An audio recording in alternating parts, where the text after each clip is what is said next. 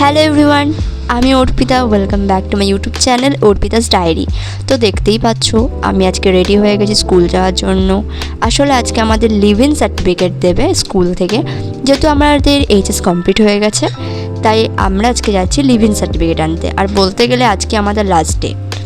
তো আমি আর কোয়েল টোটো করে তো পৌঁছে গেছি স্কুলে। তারপর 1 ঘন্টা লাইনে দাঁড়িয়ে গরমে ঘেমে আমরা লিভ ইন সার্টিফিকেটটা পাই। আর এখন দেখতেই পাচ্ছ আমার আর কোয়েলের বাকি বলতে গেলে সকলেরই এরকম বিধ্বস্ত অবস্থা, গরমে দাঁড়িয়ে চান হয়ে গেছি পুরো ঘেমে। তারপর তো টোটো করে আমরা ফিরে আসি বাড়ি।